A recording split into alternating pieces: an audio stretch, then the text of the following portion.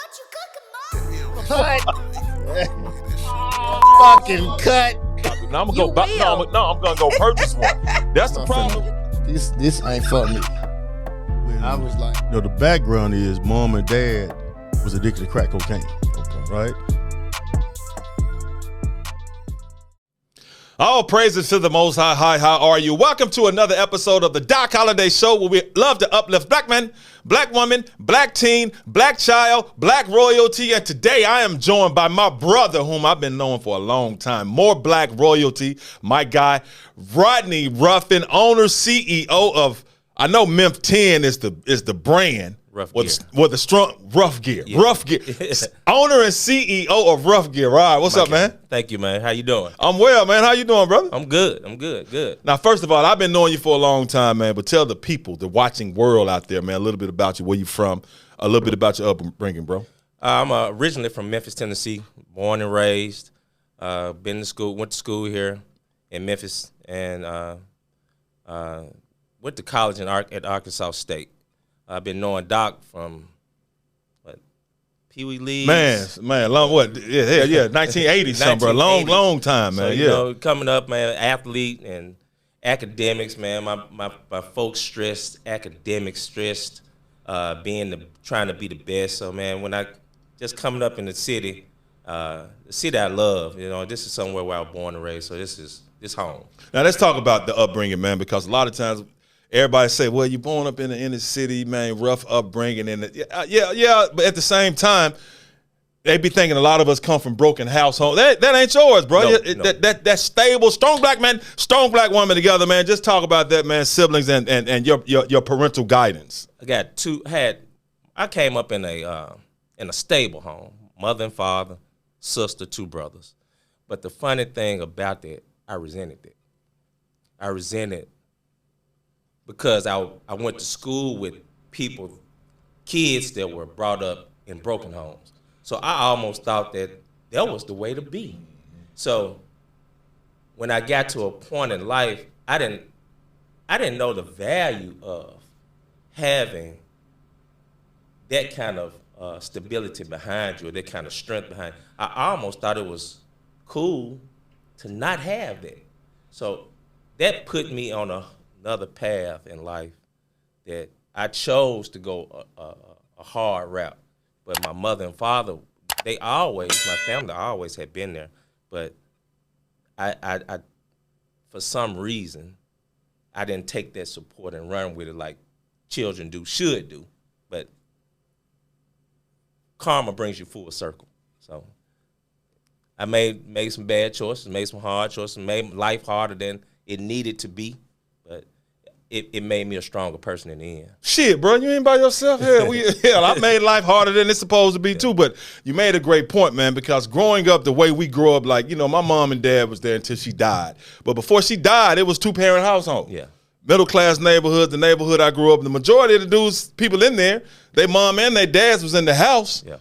And the motherfuckers, some of them still end up murdering and robbing and stuff, but they mom and dad still was in the house. Yeah. But you made a great point, because a lot of times we like, damn, we got the stability. But in our communities, they make it seem cool to be dumb, not get good grades, act a damn fool, be drug dealers, live that life when you like, and our forefathers, ancestors be like, that ain't how the fuck we live. You know what I'm saying? So that's a great point you make. And just where was your mindset at when you was at that? Because I'm pretty sure when two-parent households, but you trying to be and act like some of these knuckleheads in school, and you bring that knucklehead shit home, and they like, what the hell is wrong with you? But mind you, still getting good grades. Of course. Yeah. Still. You hate you white hate. Of course you did. I'm getting good grades. Because you wouldn't have been at them schools if you weren't getting good grades. I'm still getting good grades. I'm still doing what I needed to do. But when that door closed, I'm somebody else. And that leads you to not being positive as you should be. And you go down, find yourself on roads you shouldn't even been on. I shouldn't even been here, But it makes you stronger too, because those same people will have your back that you almost thought that friend, so-called, was gonna have your back. But I gotta come back. My sister always used to tell me, you're gonna come back, you're gonna need me. And I would come back, man, I need you. I need you to come. I need you to come get me. Yeah. You know, I need you to come pick me up. Yeah. I'm back. Saying that, no, it's a life lesson, man. You know, you never should turn your back on your family or people that support you or have your best interests at heart. Because a lot of people out here, man, fake as a motherfucker. You can say it. What you say? They for the streets and make you for the streets, and they fake as hell. You know, you got to go back to people that really love you. And talk about that, man, some of your biggest challenges and struggles, because, as I said, we can talk about it, man. You have a 2-parent household, but when you're growing up in the inner city community of Whitehaven, like our community, you look, man, it's a lot of prosperous, successful people. It's a lot of ignorance in Whitehaven, too. So talk about your biggest challenges and struggles, man, trying to stay out the streets. In the streets was trying, because luckily the streets didn't gobble both our asses up. Yeah. But just talk about those challenges, man, making those wrong decisions and where your mind is, because we think we know everything at that age and just be dumb as hell. That's the thing. You think you know everything. You moving to your beat. Even though mama at home praying for you, dad at home telling you better do right. I'm going to do it. I'm going to do it like I want to do it. But doing it your way ain't never really the right way, especially if you ain't really thinking about what you're doing. I just was moving to the beat of my drum. Never had a plan. Never thought about it. I'm just gonna go live this life fast as I can, thinking I'm doing right, but really I'm doing wrong. So, you know, when all those doors start closing, then you have to come back to who really love you. You know, you got to find love within yourself too, because I had lost that too. I had lost love within myself. I had lost love within my people. You know what I'm saying? So I had to kind of reel myself back in and figure out what was best for me. Hey, talk about that though, Black King. What made you get to that point where you lose love in yourself? Because I'd have been there too, bro. Man, when you lose love, what made me get to that point? You just keep making bad decision after bad decision after bad decision. So after so many bad decisions, you like, man, damn, what the fuck wrong with me? Yeah. You know what I'm saying? What am I doing wrong? But people on the outside see you go to church or see you do this. Oh, he lived it. Mom and them got a 2-story. That's mom and them. Mm-hmm. You know what I'm saying? So you got to kind of work for find you. I had to figure out what was good for me. You know what I'm saying? So it was a struggle mentally. Mentally, it was a struggle. I was depressed. You know, I was like, but nobody else knew. But it was something I had to deal with and figure out. I had a child. I was a single father at a young age. Then as being a single father, I was a single father raising a young girl by myself at a young, man, you know, it was ups and downs with that, failures and jobs, man, it was like a lot. But once you losing the house, losing stuff, man, you just kind of figured out, man, but those struggles make you a stronger person later in life, you know what I'm saying, if you can withstand that struggle. That's the thing about it. If you can withstand it, because I talk to young people all the time, I be like, look, it's going to storm on that ass, man, but if you can make it through that storm, you're going to learn. The Most High is going to teach you. You're going to grow. But when you at that age, like we were, you do not want to hear that shit. Because I blocked out a lot of I was like, man, I don't want to hear that boy. Yeah. So you know what I'm saying? What? Because you had to have something to fall back on in your most depressed state. What was it? I'm pretty sure, you know, because I tell people about it. When I was a senior playing football at Memphis State, I already had 3 kids. So I'm like, shit, I don't care how I'm feeling. Yeah. I got to live for these kids. So what helped you make it through those tough times? Because that depression can get deep with us. And as I did a show on this, as black man, we ain't going to ask for no help. We ain't going to even tell your ass something bothering us. No. So how did you make it through that, bro? I got to the bottom. Even with, you know, I reached out to my mom. She would pray for you. But, man, I had to touch the bottom. You know what I'm saying? I had to really figure out, I ain't got nothing. I had 0. So I remember going to Life Church. I think I had about $10. I gave them 3. I had 7 in. At that time, I was like, man, that was dumb, man. I need to keep that 10. Yeah. I don't know what I'm going to do. Yeah. So, man, you know, once you touch that bottom, you'll figure out it ain't nowhere else to go. You got to turn to like you said, you got to turn to the Most High. Now, it ain't nobody else can pull me out. Mm-hmm. But you gotta pray and figure out a way to get from the bottom to. Now I ain't say you're gonna get to the top, but you gotta get from that bottom, because that bottom ain't gonna do nothing but keep sinking. What did the bottom look like for you? I know what the bottom looked like for me, but everybody's bottom looks different. What did the bottom look like for you? For me, it was a lot of times by yourself, a lot of times questioning why you here. You know what I'm saying? The moves you make, it seemed like every move was wrong. Like every move was a wrong move. No matter how, and all the moves was almost, sometimes when I think back, it was bad intentions anyway. Mm-hmm. So I was making moves that weren't even good in the first place. So the bottom was like, man, it was lonely. Like you said, I didn't go to anybody and say I need help, even though people in my family were like, you need help.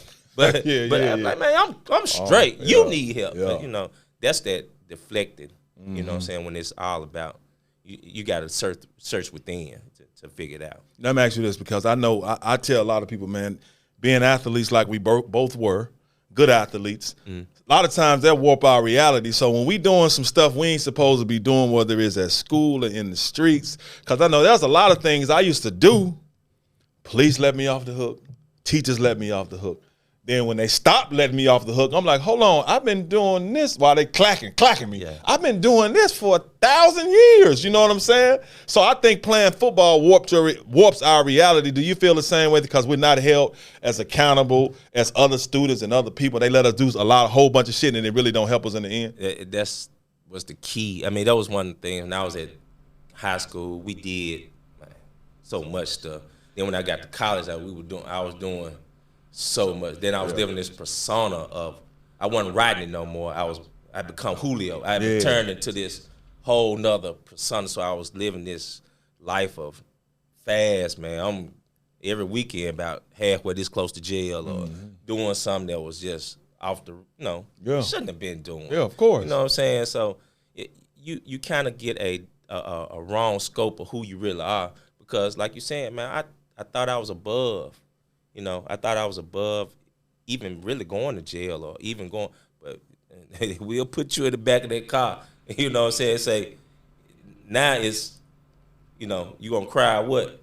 One of them situations get to you, you got to figure it out. I mean, I get it, bro, because, hey, when I first got them clacks put on me, I'm like, y'all, right. I'm going to jail for this? Right. You going to jail for this? Like, hold on, I've been doing this forever, but I mean, just tough times. I mean, I admire you, bro. We've been competing for a long time, man. And I tell people, we were rivals, but it was always a respect. Yeah. We would see each other and talk noise. You know what I'm saying? But It was always we never had to come hands. No. Hayden Buell and there talk all this noise fairly. Well, hey, at the old McDonald's, we talk, but it was always love. And that's what I hate that we're missing right now. But your adult life, man, being a parent, like you said, single father, you know, what are you doing now? Because I want to get to what you're doing now, because it's extremely impressive. But just talk about trying to make it in this life, man, and trying to succeed and trying things that may work or may not work. The number one thing is don't give up, man. That's the thing. Life ain't gonna never be fair. You know, they say life ain't fair, and every obstacle, every obstacle there's a solution to every problem. And the thing is to try to figure it out, man. The thing is not just don't give up. What I've learned as an adult and as an older adult is you just got to keep pushing, man. Every day the sun gonna rise. It's gonna be a new day. You got to figure it out every day. It's something it's something positive out of every day. So that's what I'm saying. In the past, when that negativity hit, it just swallowed you. Now, if I get some negativity, I'm gonna figure out there's some positive out of that negativity. So I got to keep pushing, because you got, like you said, I got people to keep. There's people that depend on me. So that keep me going. Is that I got people that really look up to me and depend on me. I got to keep going. Now let's talk about this brand, bro. Okay. Mem 10, we're the strongest. Tell me about it, bro. How you come up with it? Because I mean, it's some nice gear. I mean, you evolving. Every time I see you evolving, man. You got some new shit. I be like, man, that's some nice stuff. So tell me about this brand, bro. Actually, Doc, I'm gonna tell you, it started off, I wanted one shirt, wanted it for myself. I just wanted to wear one item for myself. So I found this guy. This guy was on Facebook, man. He was making shirts, man. I used to buy shirts from him. So I told him, I said, man, look, I want to get me a shirt. He like, man, you come up with something, I'll put it together. Go over my girl house that time, and I said, I'm going to get me a Memphis shirt. I want a Memphis shirt. She just on the computer. She like, Memphis. She just started back on the computer. I'm like, at work, I used to use Memphis 10 as a password. Yeah. I said, well, Memphis 10, Memphis Tennessee, where the strong survive. So I put it together, man. I sent it to the guy. He sent it back to me. Cool. Make me 2 shirts. Not one. I want 2 of them. I want a red one. I want a white one. I go get the 2 shirts. He charged me about $140 for the design, everything. I got on Facebook on Cinco de Mayo, flogging. Take a picture with the shirt just like this. And people start like, I want a shirt. I ain't got but 2. Yeah. I ain't trying to sell them. I ain't trying to hustle them. And it just took off. It took off. It like, boom. I got to figure out a way to start the business. And that's how it just went from there. It went from like 2 shirts to bam. That quick, like really. So it was quick. I wasn't ready. I didn't know what I was doing. I had no plan. I ain't go into this saying I'm a hustle, I'm finna do. It wasn't none of that. It was 2 shirts for myself. It just took off. Came out of nowhere, right? Just a blessing from the Most High. You Most High. Hey, man, tell that big head mama over at ISF Productions that I have to preach to all the time. When the Most High give you a vision, you just do it, and you never know how that harvest going to come, man, and those seeds been planted, bro. You have no idea. Everything that I did from that point on, it wasn't even me. It was just like the marketing. I saw J1 one time. He used to take pictures with guys with his shirts. He used to take the pictures with him. I said, well, hit me. Why not let them take the picture? Mm-hmm. And people love pictures. J100, right? Yeah, J100 clothing. My guy J100, so yeah. I just took it off. I went off what he did, but I just let the people take the pictures. Man, people are the best models. All shapes, sizes. So I just started modeling people. Man, people love to be modeled. But that wasn't my idea. I had no idea where it came from. It just, bam, everything just started to flow without me even planning any of this. So it's almost like you said, it's just the seeds start to be planted, and you just start to water the seeds, and it started growing. Now the lesson is this: that when you have a vision, man, go ahead on and act on it. Yeah. When the Most High puts something good in your heart, go ahead on and act on it. Don't worry about how it's going to come to fruition. Yeah. Cassius McGowan with ISF Productions. Don't worry about how it's going to come to fruition. Just do it. But I'm pretty sure just because you did it and people start ordering shirts, shit, it just wasn't all success and all sunshine. Talk about, because I'm pretty sure some thunderstorms have hit that ass too since you started doing this, bro. Since when I did that, the same my guy, Diedrich Phillips, who did my logo, shout out. Man, Diedrich, I guess, Diedrich's an entrepreneur within himself. Mm-hmm. So, man, I had got up to like this order for about 300 shirts. I had an order I needed 300. So I told Diedrich, man, dude said, man, I'm finna take a sabbatical. I'm finna disconnect from the world. I said, but Diedrich, I got 300 shirts. I need to, like, man, I'm done with that. I said, what am I gonna do? That was my opportunity to just quit. I could have quit right then, but he came back to me, said, man, I know this one girl that might help you out. Her name Christy Woodard. I called Christy, man. I almost been begging. She said, cool. Matter of fact, we'll just do a transition over from whatever he was doing for you to me. That's why I'm saying that rock in the hard place. But before then, man, I was sat at the house like, what I'm going to do? I done failed. I have literally failed right now. I'm a failure. But I had to take that good.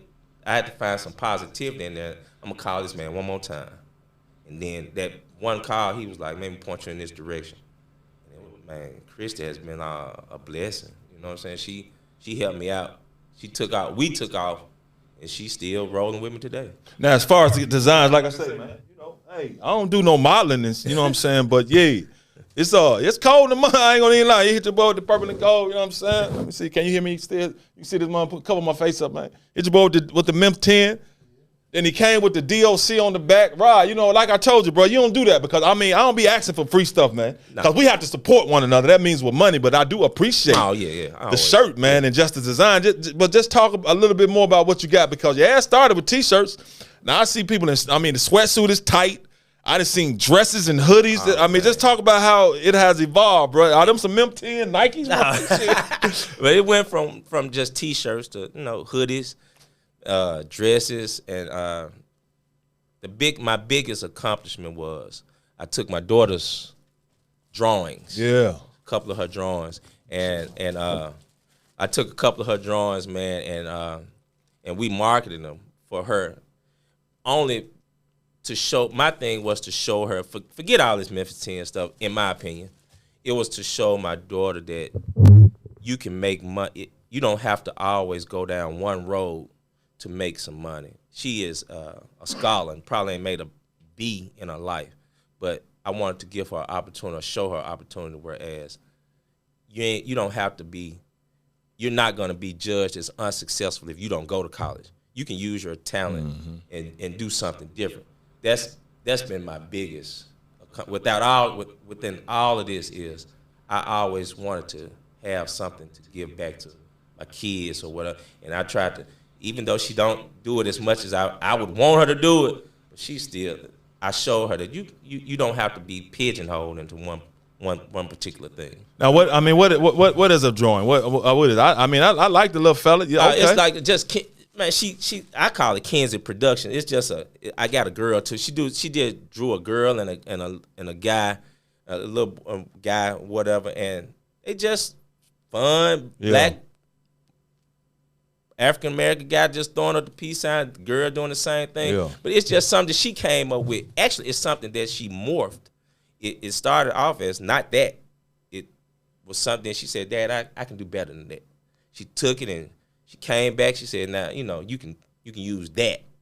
And then I was like, well, let's have a plan. Like, what's your bank account looking like?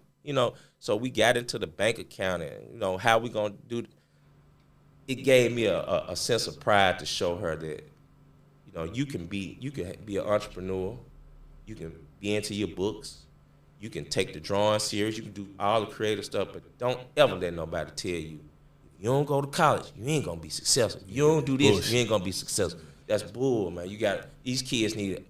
That's what's wrong now. They don't act like they don't have options. There are options to being successful in life.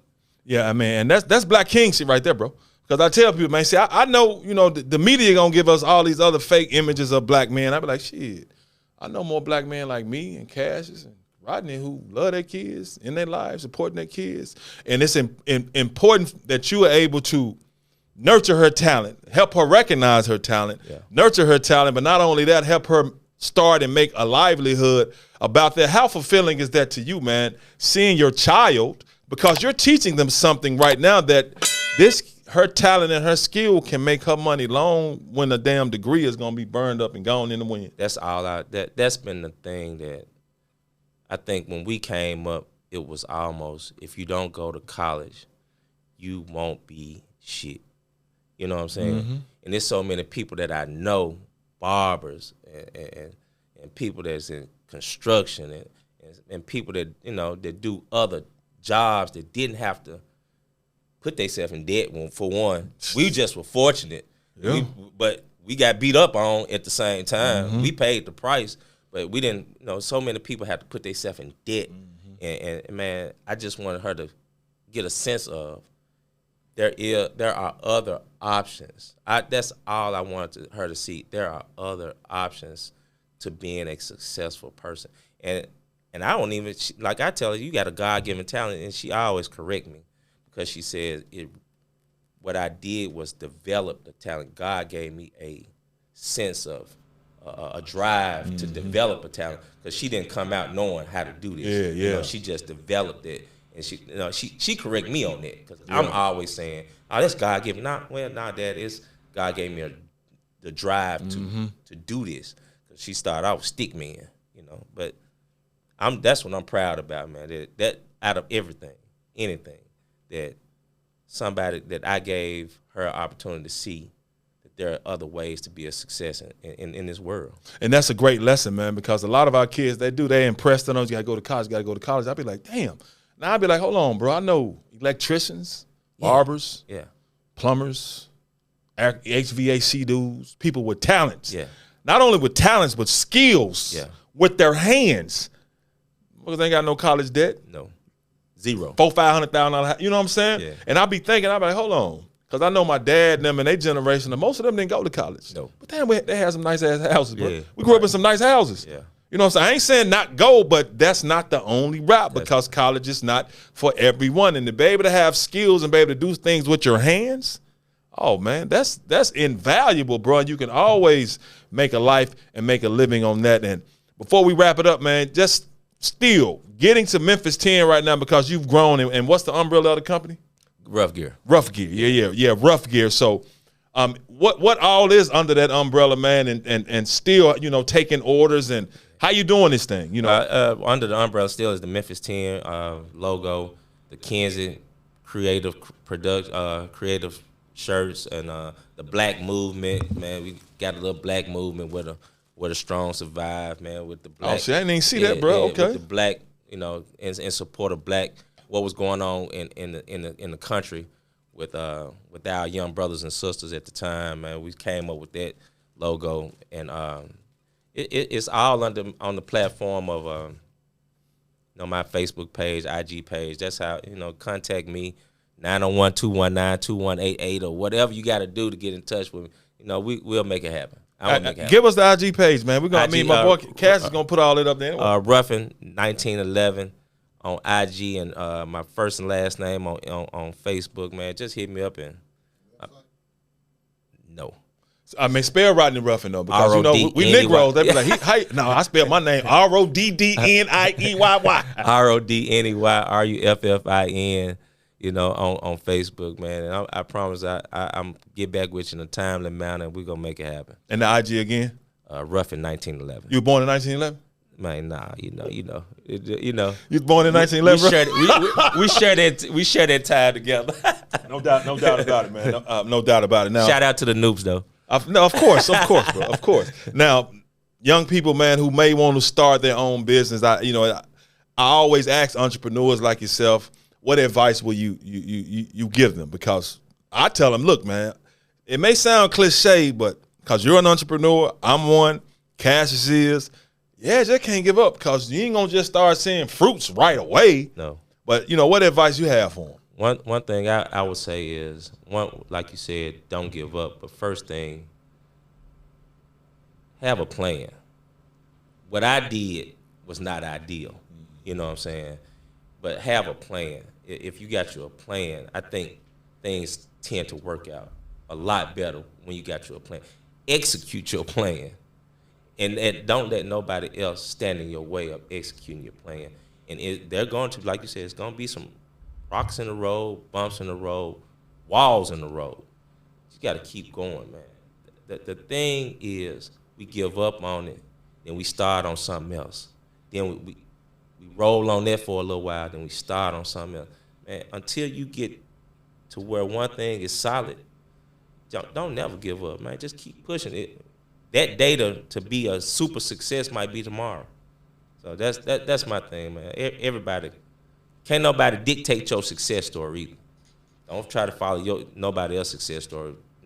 Follow your path. And what would you tell a young Rodney Ruffin? Because I tell myself, if that young Doc Holliday, I'd choke the shit out that stupid mother. Boy, I be want to fight that nigga, but I'd be like, if you fight that nigga, Doc, you better be ready to fight, because he is going to fight you. You ain't had no stop, bro. Yeah, I know. I did for real, bro. So tell me, man, what would you tell the young Rodney Ruffin? I would tell the young Rodney Ruffin, man, slow down. Listen to your folk. Stay grounded. I had forgot how to be grounded and humble. I lost all that. So if you can stay grounded and stay humble, I would tell the younger me, stay grounded, stay humble, and stay focused. I lost all three of those things. And once I lost them, it was pretty much a snowball effect. You like where you are now? Love it. I can only get better. You know what I'm saying? So, as far as life is good. Life is good. Anything else you want to add, my brother?